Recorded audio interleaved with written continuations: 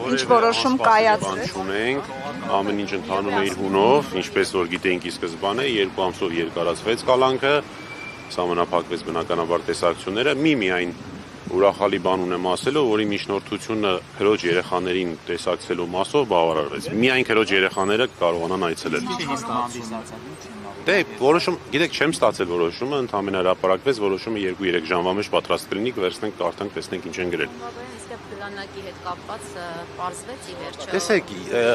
իրականում այս վարույթին, կալանքի երկարացման վարույթին դա չվերաբերվող հարց էր, բայց այնուամենայնիվ որ խոստացել էի կհարցնեմ, քննիչին հարցրեցի եւ ստացա նաեւ համաձայնություն, որ հայտնեմ այդ մասին։ Քննիչը կատեգորիկ հերքեց, ասես նման բան չկա,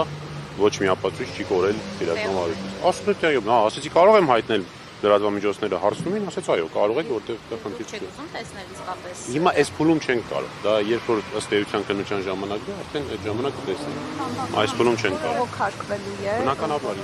իհարկե։ Բայց իրենց որոշումը ստանալու։ Հա, դեպքի ստանանք, որ իմանանք ինչ են գրել, որ իմանանք ինչը բողոքարկ են գել։ Պարոն Բաբայան, իսկ ձեր կարծիքով, քանի որ նշում եք, որ որևէ հիմք չկա նրան կալանքի տակ պահելու, սրանով ինչ հարցեր լուծվում են։ Սրանով շարունակում է եկեղեցու դեմ ճնշումները, սրանով շարունակում է Արշակ Սրբազանի նկատմամբ այս ամեն ինչը ինչ որ արվում էր շատ վաղուց սկսված, այս ամեն ինչն է։ Այսինքն եթե լինի ազատության մեջ ինչ կլինի սրանով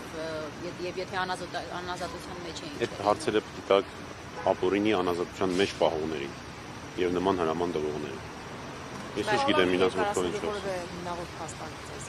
Այս պահին չունենք որոշում, այս պահին միայն եզրափակիչ մասն հրապարակում, որ երկարացվում է։